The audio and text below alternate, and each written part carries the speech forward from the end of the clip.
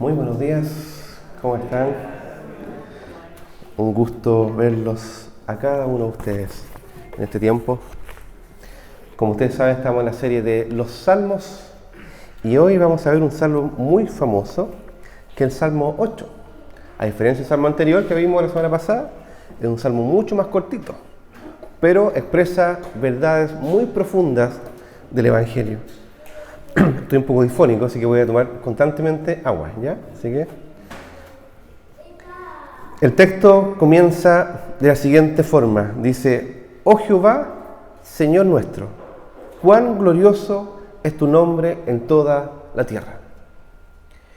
Y si uno ve el final del texto, termina diciendo: Oh Jehová, Señor nuestro, cuán glorioso es tu nombre en toda la tierra. O sea, comienza y termina con la misma expresión de adoración. Cuán glorioso es tu nombre. Y al igual que el domingo pasado, en que era muy sencillo elegir el nombre del sermón, porque decía muchas veces, porque para siempre es su misericordia, el nombre del sermón fue, porque para siempre es su misericordia.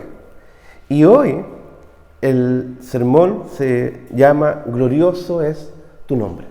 ¿Por qué? Porque dice: cuán glorioso es tu nombre en toda la tierra.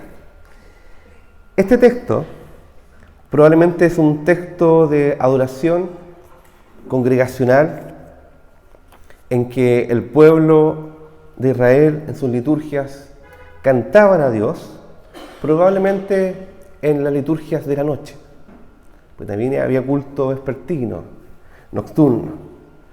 Entonces, y probablemente este texto fue escrito por David, probablemente fue mientras apacentaba las ovejas y miraba al cielo y veía la obra de sus dedos, los cielos, la luna y las estrellas que el Señor formó.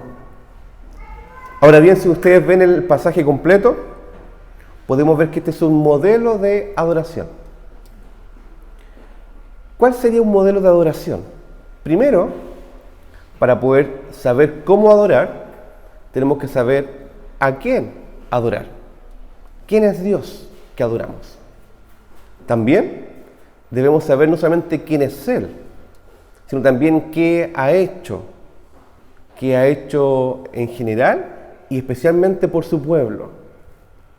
Y también, al ver a Dios y su obra, nos vemos a nosotros mismos. O sea, reconocemos quién es el ser humano. Y en base a eso, respondemos en adoración. No podemos empezar al revés, fijándonos en nosotros mismos, fijándonos en nuestras capacidades, nuestras habilidades, en nuestro nombre, nuestra identidad, en nuestros criterios, en lo que nosotros queremos, sino que la adoración comienza en Dios. ¿Quién es Dios? Dice: Oh Jehová, Señor nuestro. Leemos esta frase y pasan de largo muchas cosas, probablemente. Acá dice: Oh Jehová. Está dando el nombre de Dios, el nombre que el Señor reveló a su pueblo, el nombre que reveló a Moisés. ¿Se recuerdan cuando el Señor dice: he visto la aflicción de mi pueblo, he decidido bajar y salvarlos? Y llama a un hombre llamado Moisés, que había sido salvado de las aguas, y le dice: yo te voy a enviar a libertar mi pueblo delante del poder del faraón y de todo ese Olimpo de dioses que hay en Egipto. Y Moisés dice: ¿cómo voy a sacar al pueblo de Israel de allá? Llevan 430 años.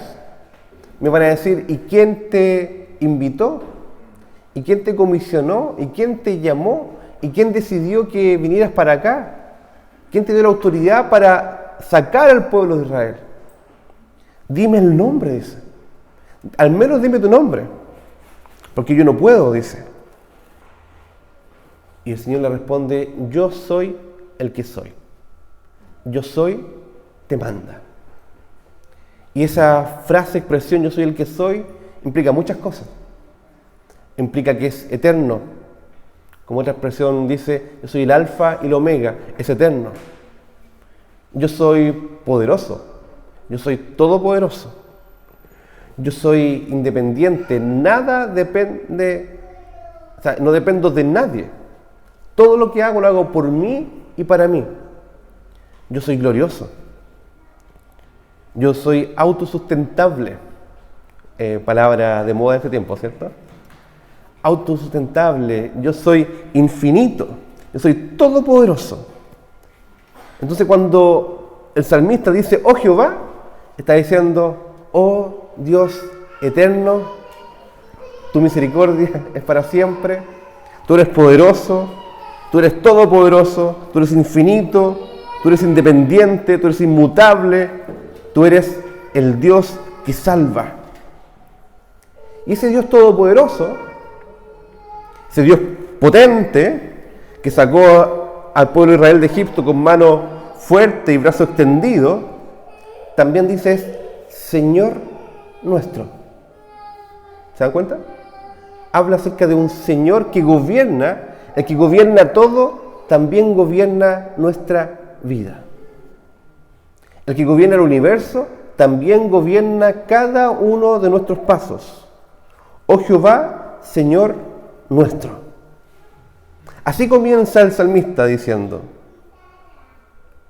me imagino quizás tocando el arpa, diciendo, oh Jehová, Señor nuestro, explotando en adoración. Así comienza. Y después dice, cuán glorioso es tu nombre en toda la tierra. Ahí vemos una explosión de adoración. Parte diciendo esto.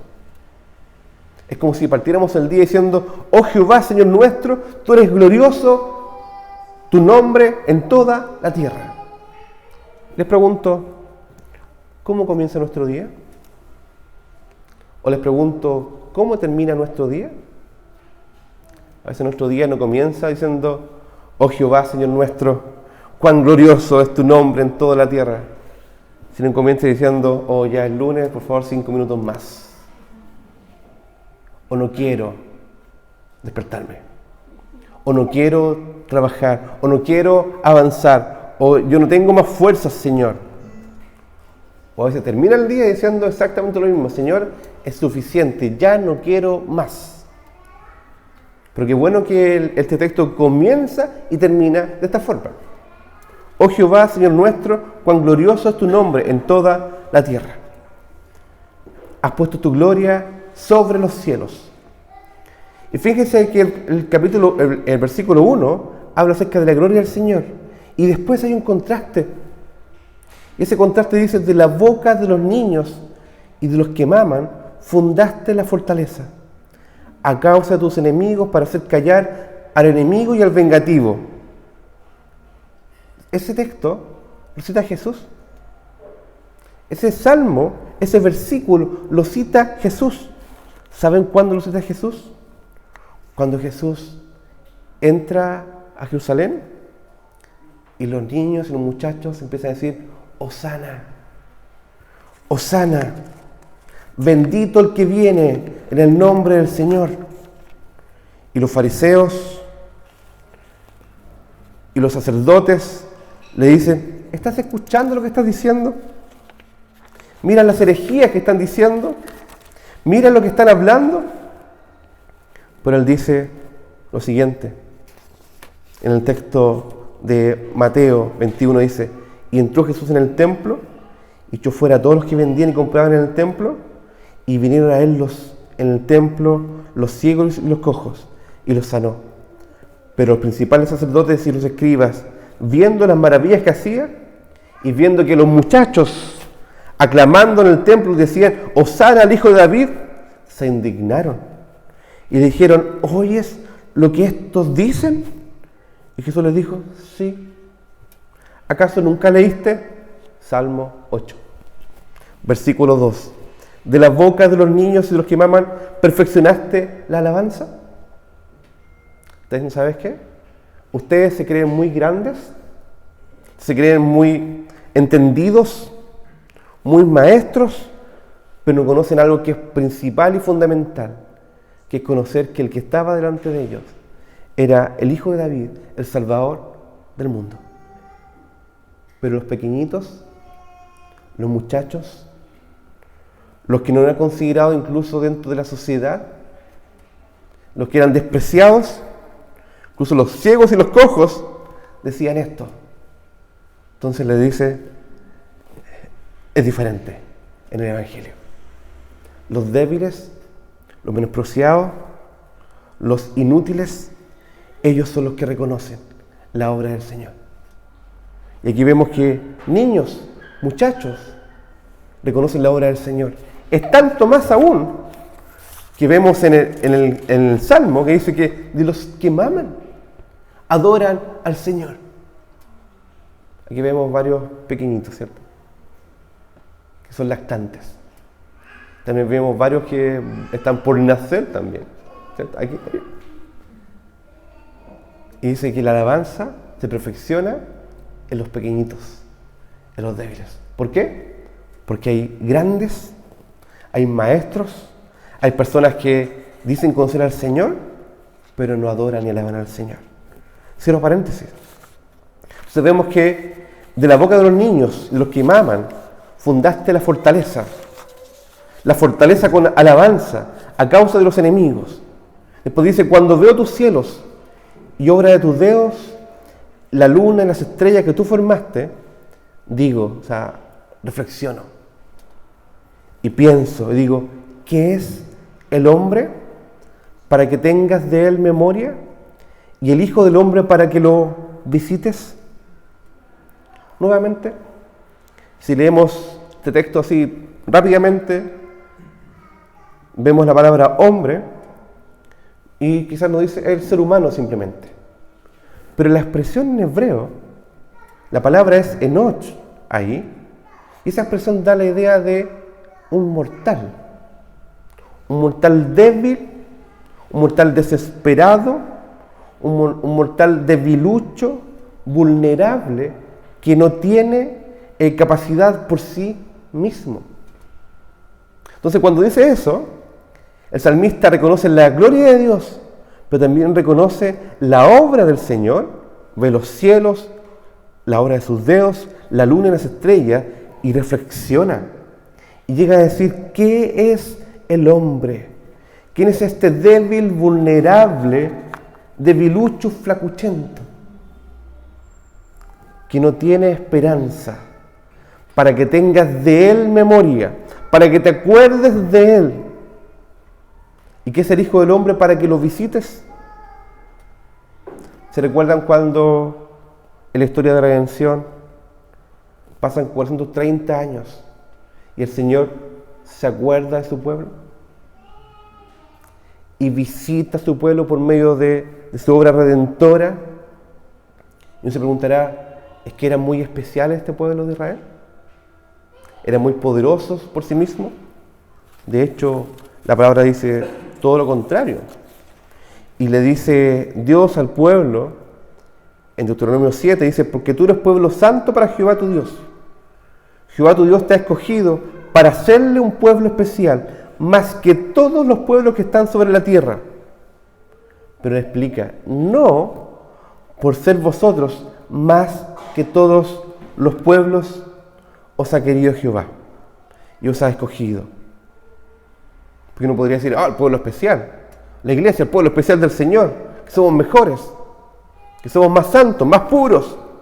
Dice, no, ustedes fueron llamados para ser santos, pero no fueron escogidos por haber sido especial o santo o digno de honra humana, pues vosotros eran el más insignificante de todos los pueblos, sino que fuimos escogidos por cuanto Jehová nos amó simplemente y quiso guardar el juramento que juró a vuestros padres. Él los ha sacado con mano poderosa, los ha rescatado de servidumbre, de la mano de Faraón, rey de Egipto. Conoce pues que Jehová tu Dios es Dios, Dios fiel, que guarda el pacto de misericordia a los que le aman y guardan sus mandamientos hasta 1000 generaciones. Vemos que Dios elige al más insignificante de los pueblos. Lo mismo aplica para cada uno de nosotros. Aplica para nosotros como individuos.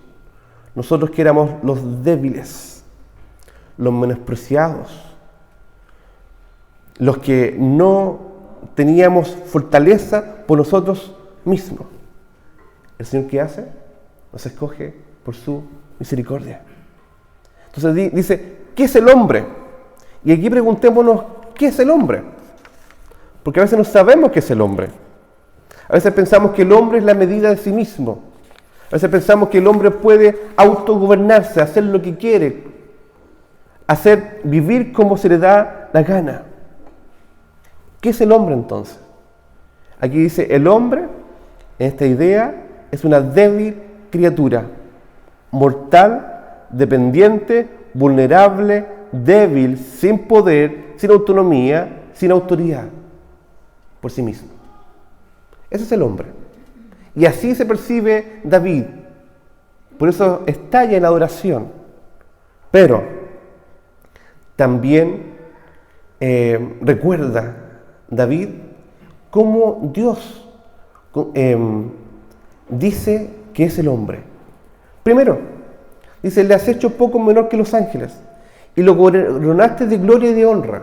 Porque podríamos decir, por un lado, el hombre es autosuficiente, es autónomo.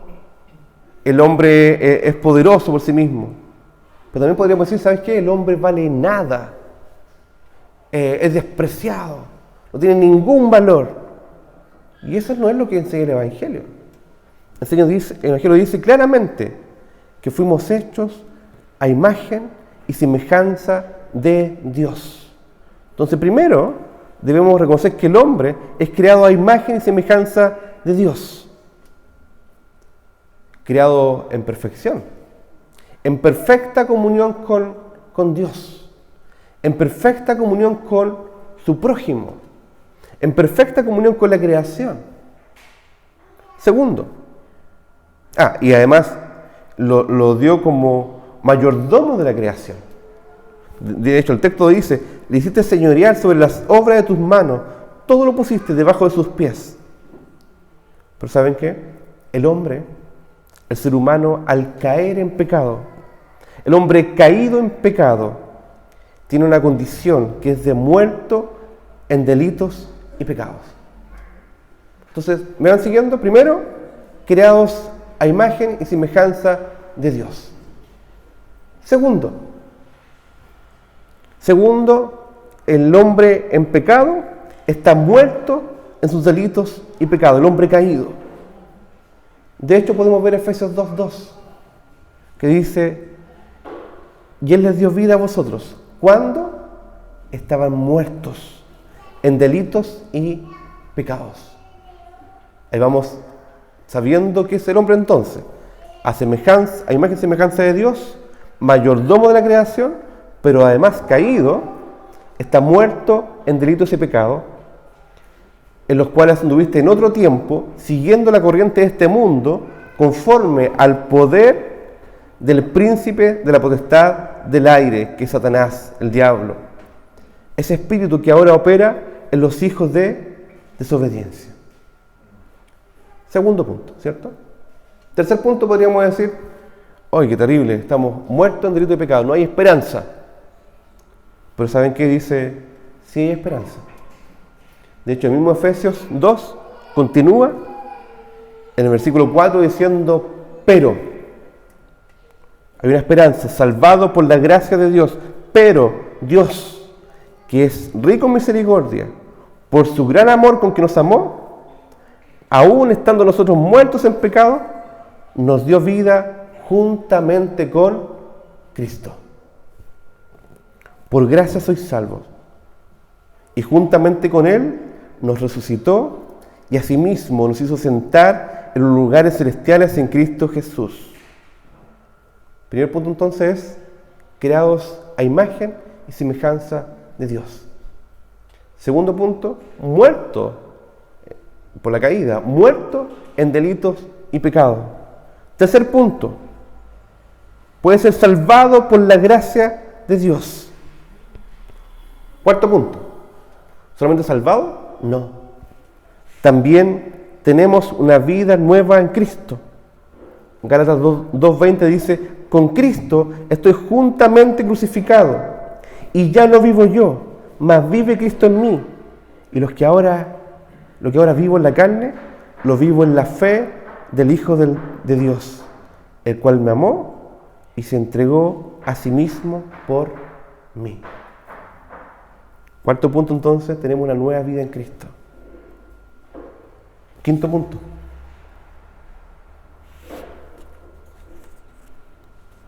Quinto punto.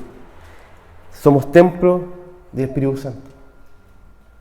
No solamente que nos visita, sino que Él habita, Él mora en nosotros. 1 Corintios 3:16, ¿no saben que sois templo de Dios y que el Espíritu de Dios mora en vosotros? Si alguno destruyera el templo de Dios, Dios les destruirá a él, porque el templo de Dios, el cual sois vosotros, santo es. Y último punto, ¿solamente vivimos de esa forma? Templo de Dios, y nos quedamos acá. No tenemos la esperanza que un día seremos transformados plenamente. Somos santificados por el Señor. Vemos, por ejemplo, primera de Juan 3:2, que dice, amados, ahora somos hijos de Dios, y aún no se ha manifestado lo que hemos de ser, pero sabemos que cuando Él se manifieste, seremos semejantes a Él, porque le veremos tal como Él es. Entonces, cuando nos preguntamos qué es el hombre, algunos podrían decir, el hombre es el centro del universo. Decimos, no. El hombre es un ser creado a imagen y semejanza de Él. Pero no podemos desconocer que el hombre es un ser caído. Y tampoco podemos desconocer que un hombre, cuando está redimido por el Señor, es salvado por la gracia del Señor. Y tiene nueva vida en Cristo. Y el Espíritu Santo vive y habita en nosotros. Y además estamos no solamente viviendo con Él, sino siendo santificados por Él. Y algún día seremos plenamente transformados. Lo veremos a Él tal como Él es. Y todo lo que queda pendiente por trabajar en nuestros corazones, un día será plenamente renovado, plenamente transformado. ¿Les alegra esta verdad? ¿Cierto? ¿Les da esperanza esta verdad?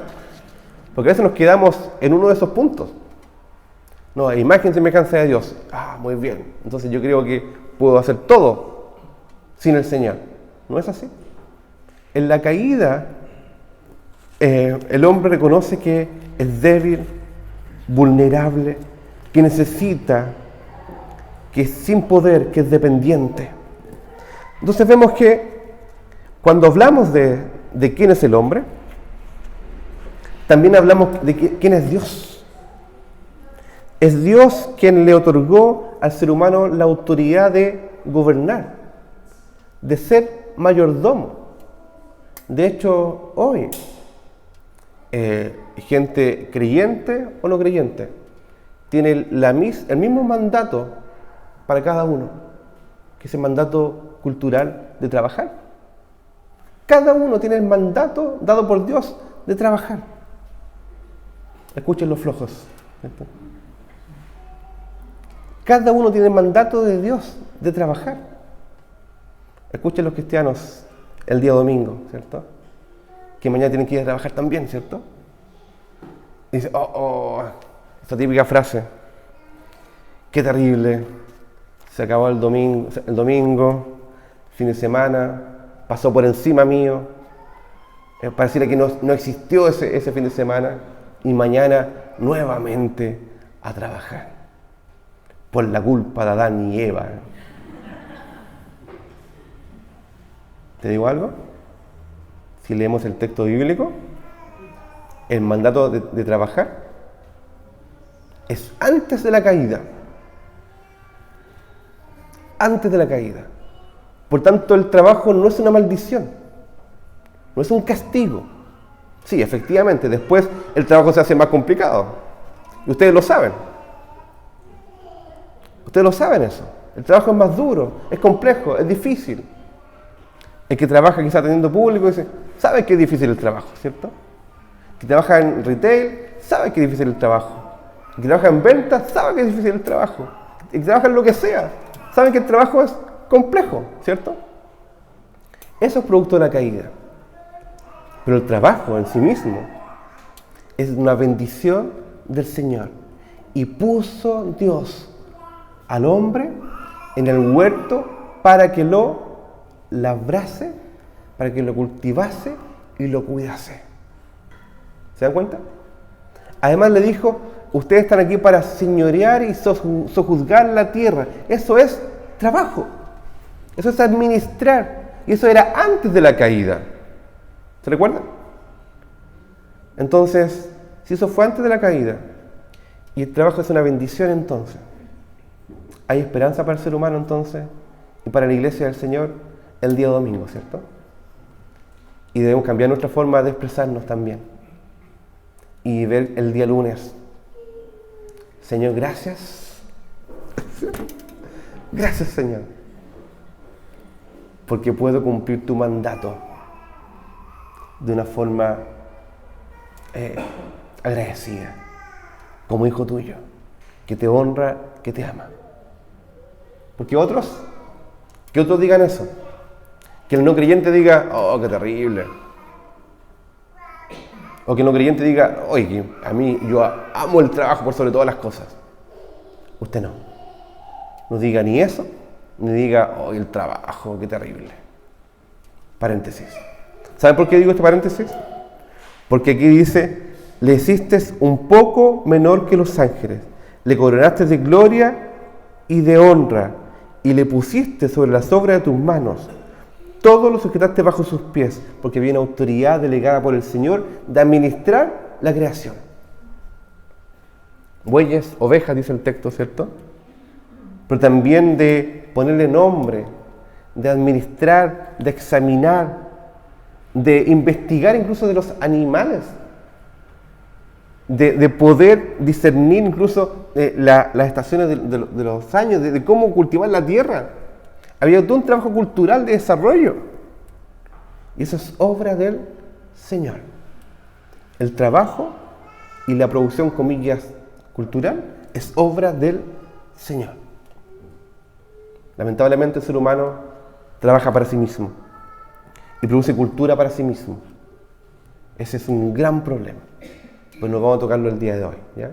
Ese es otro tema. Es un paréntesis para que puedan animarse y decir, oye, quedan menos de 24 horas para poder seguir cumpliendo la voluntad del Señor en mi trabajo. ¿Sí? Eso también se llama adoración. Y de lo cual también hay que arrepentirse si no estamos arrepentidos. ¿Me sigue? Les cambia un poquito la cara para el día de mañana, ¿no? Sí, cambia un poquito, ¿cierto? Por cuanto sujetó todas las cosas, nada dejó que no sea sujeto a Él, pero todavía no vemos que todas las cosas le sean sujetas. ¿Dónde aparece eso? ¿Dónde aparece eso? Eso es una cita de Hebreos 2 acerca de este salmo. O sea, segunda cita. Jesús cita este salmo y Hebreo también cita este salmo. Dice, por cuánto sujetó todas las cosas. Anótenlo ahí. Hebreos 2, del 8 hasta el 18. Nada dejó que no sea sujeto a Él, pero todavía no vemos que todas las cosas le sean sujetadas a Él. Pero vemos a aquel que fue hecho un poco menos que los ángeles, a Jesús, coronado de gloria y de honra, a causa del padecimiento de la muerte, para que por la gracia de Dios gustase la muerte por todos. Y aquí hay algo que quizá uno puede decir, no lo entiendo. Cuando habla en Salmo 2, habla acerca del ser humano, efectivamente, basado en Génesis, que el ser humano está hecho para gobernar. Pero, con la caída, muchas cosas se destruyeron. Muchas cosas fueron dañadas de manera profunda y letal. ¿Qué se dañó? La adoración a Dios. Porque, le digo algo, guardar un día para el Señor No es algo que está desde la ley mosaica para adelante, sino que está en el principio, en la creación, en Génesis mismo. Antes de la caída, Dios llama al ser humano a adorarlo. También Dios llama al ser humano a trabajar. 6 días trabajarás y 1 dedicarás exclusivamente al Señor. Y descansarás. Algunos hacen todo lo contrario. 6 días de descanso y 1 día de trabajo. Usted no lo haga. Porque el Señor nos mandó a trabajar, pero también a descansar y disfrutar en el Señor. También Dios, antes de todo, antes de la caída, creó el matrimonio, creó la familia, creó a un pueblo para que le sirva delante de Él. ¿Pero qué se destruyó? ¿Qué se dañó con la caída?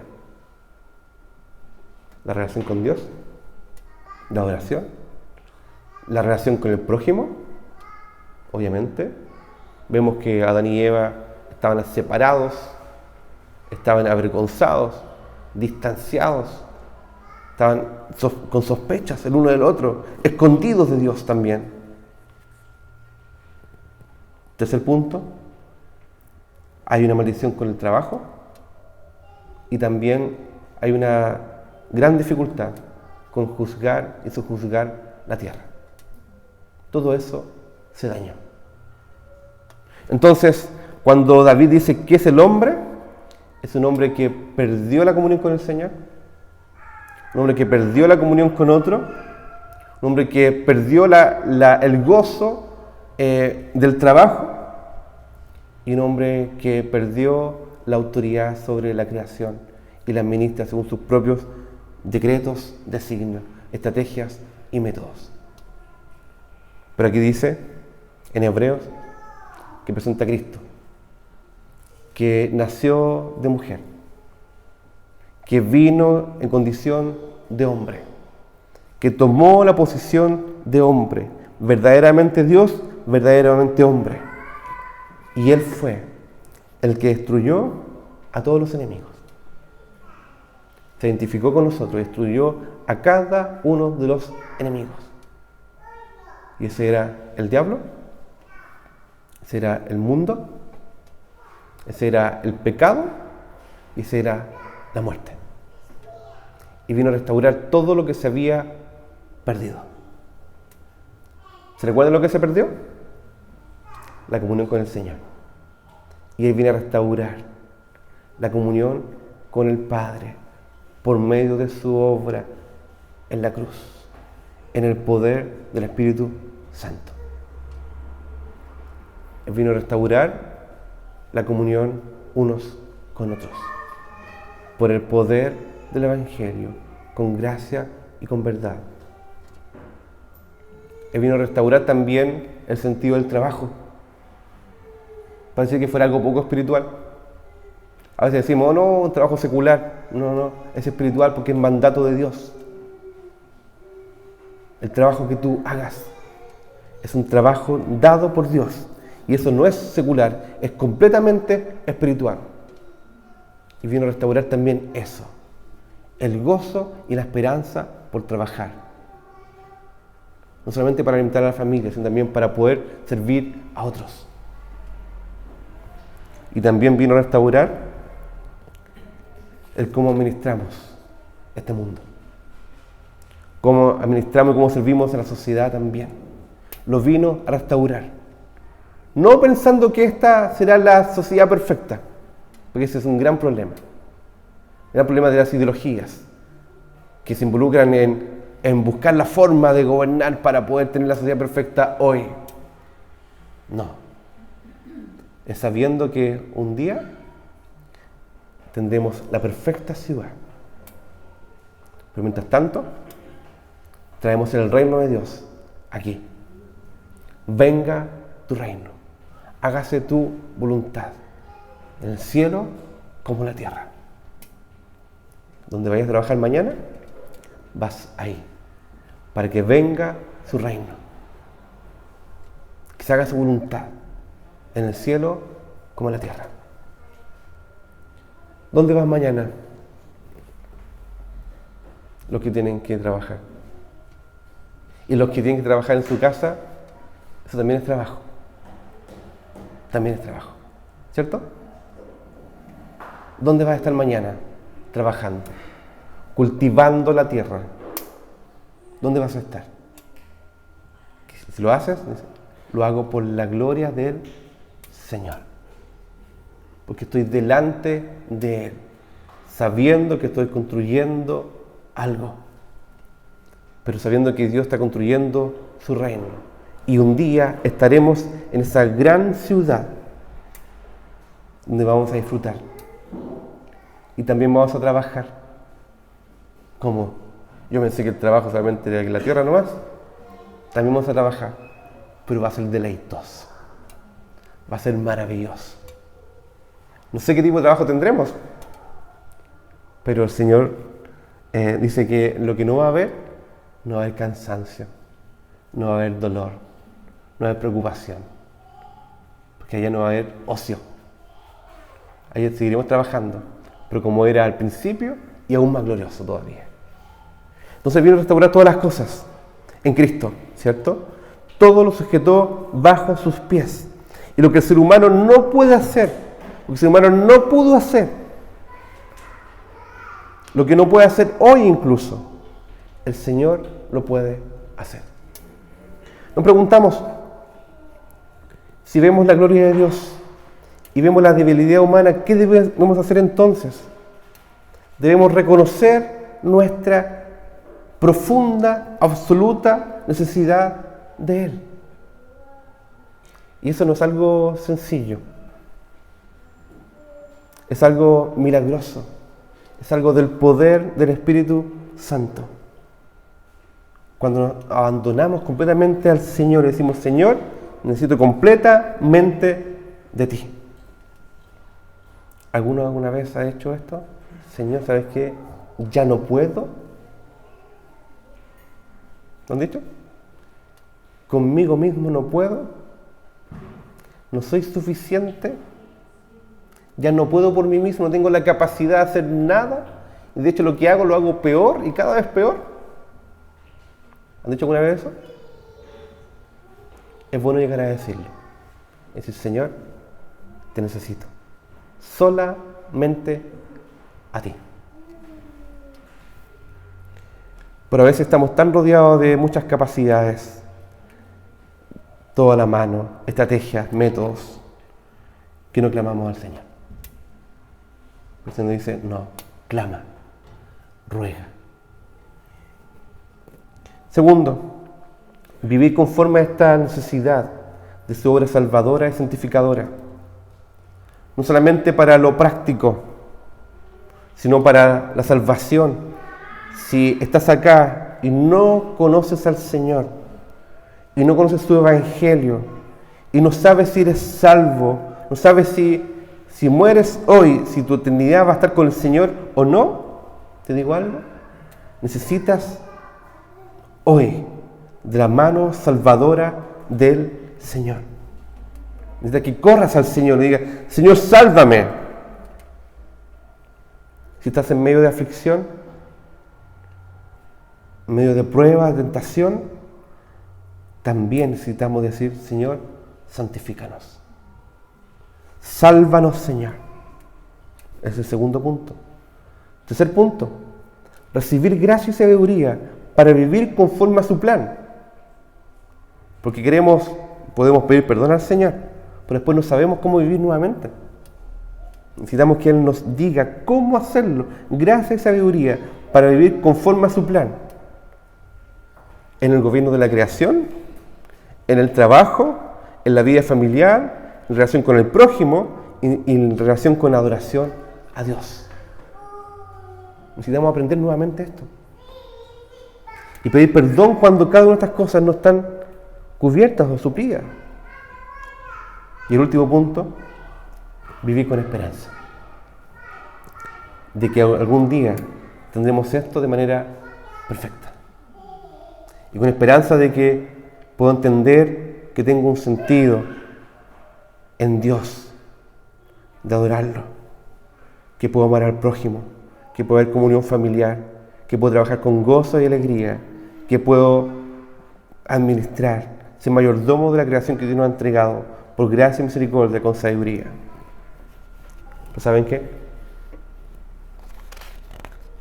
Lo necesitamos desesperadamente. Por eso que el salmista decía, Salmo 106, acuérdate de mí, oh Jehová, según tu benevolencia para con tu pueblo. Visítame con tu salvación, para que yo vea el bien de tus escogidos, para que me goce la alegría de tu nación y me gloríe con tu heredad. Y les pregunto,